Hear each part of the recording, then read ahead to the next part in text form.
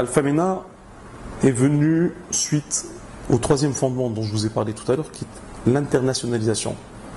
Donc j'étais parti à un moment dans ma stratégie pour m'adosser à une institution financière, qu'elle soit tunisienne ou étrangère, c'est une autre question. Disons que j'avais commencé par l'étranger. Et j'ai commencé mes démarches en prenant contact avec des établissements de renom, en leur disant qu'est-ce qu'on peut faire ensemble sur la Tunisie, mais pas uniquement sur la Tunisie, sur le Maghreb, voire même sur l'Afrique, qui sont de vraies réserves de valeur. Et il y avait beaucoup d'intérêt de la part des institutionnels dans le monde de la finance pour la Tunisie, pour le Maghreb et pour l'Afrique. Et on avait construit quelque chose dans ce sens-là. Et dans le cadre de mes démarches, j'ai rencontré Pierre-Yves Gauthier, qui est le fondateur d'Alpha Value, qui est une référence à Paris du monde de la recherche sur les sociétés cotées, qui a tenu parmi les plus grands bureaux d'études européens, du Crédit Agricole, chez Odo ou dans d'autres boîtes. Et j'ai fait la connaissance de ce monsieur qui est en train de lancer Alpha Value. Et je me suis intéressé à Alpha Value pour voir ce que c'était.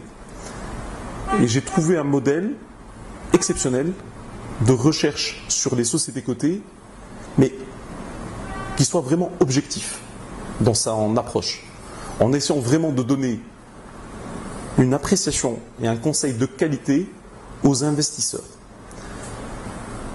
Et donc, pour vous résumer un peu tout ça, je lui ai dit, écoute, Pierre-Yves, ton modèle a l'air de fonctionner en Europe, je sais que c'est le démarrage, mais j'aimerais bien qu'on le transpose au Maghreb et au Moyen-Orient.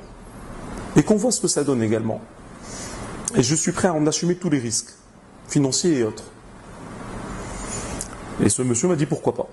Pourquoi pas. Et l'aventure a commencé comme ça. Donc ils nous ont donné accès à leur technologie, à charge pour nous de bien nous en servir.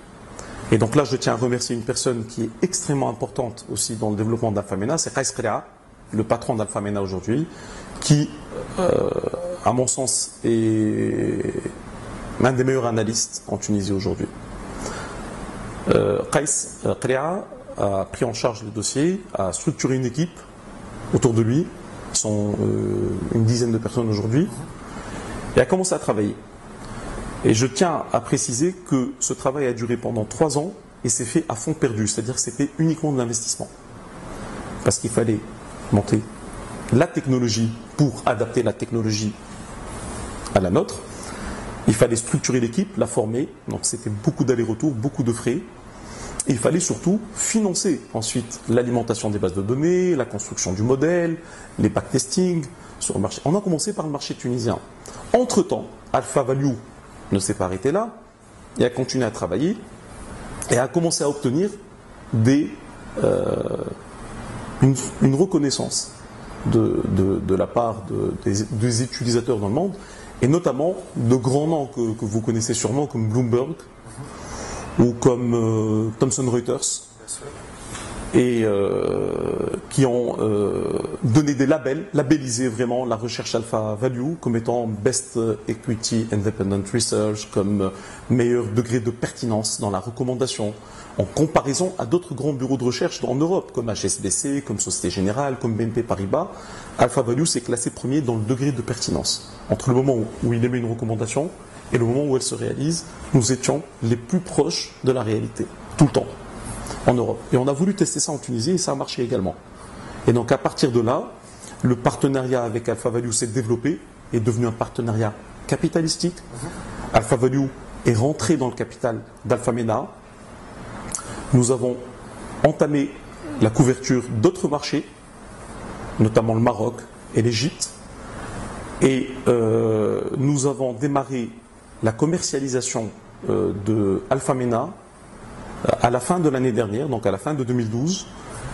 Et ça a été pour nous la grande surprise, puisque nous avons vendu Alpha MENA au Maroc, aux institutionnels marocains.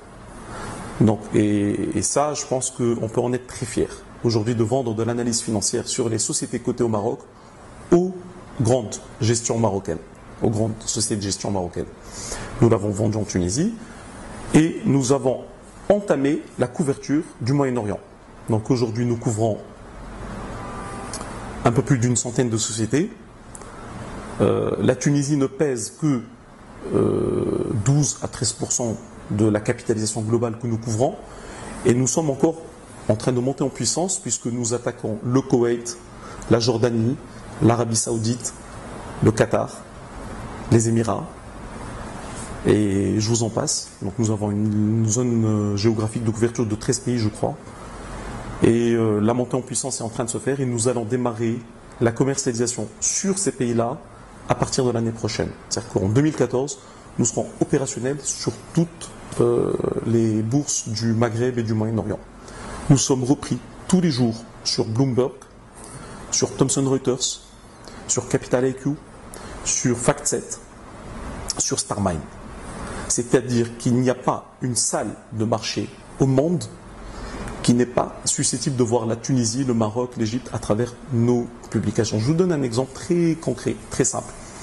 Vous avez une société de gestion basée à Londres qui a un fonds Afrique avec une poche Maghreb. Et ce fonds-là est spécialisé dans les télécoms. Donc il va falloir employer les ressources allouées au Maghreb en investissant dans les sociétés cotées en bourse au Maghreb dans le domaine des télécoms.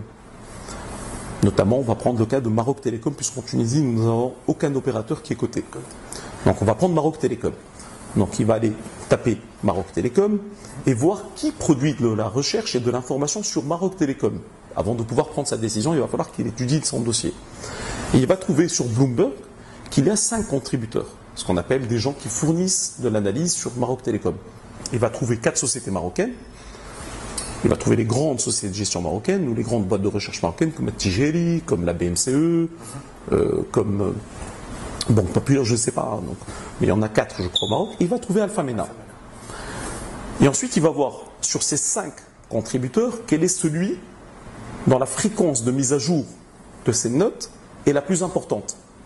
Et c'est là où est toute la réussite également du modèle alpha, mis à part la pertinence, c'est que nous avons une fréquence de mise à jour qui est extrêmement rapide, de par la technologie et de par les équipes dédiées à ça.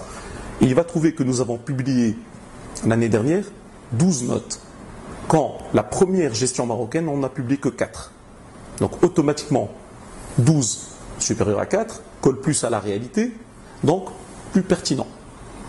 Va se renseigner sur qui est alpha, va voir que c'est le modèle Alpha Value, donc récompensé par Bloomberg et par Thomson Reuters, donc crédible, donc sérieux, donc institutionnel, et donc va nous contacter pour avoir notre avis sur Maroc Télécom, mais également en utilisant notre avis et notre outil, parce que comme je vous l'ai dit, c'est une base de données, mais également un benchmark, il va se construire son propre avis. Ensuite, il va vouloir en acheter, et à ce moment-là, il va dire, est-ce que vous avez un broker à nous recommander? Il se trouve que je ne suis pas installé au Maroc, mais peut-être qu'un jour on le sera. Mais si jamais c'est une valeur tunisienne, il est clair qu'il va venir en priorité vers le premier utilisateur d'Alpha, à savoir CGF.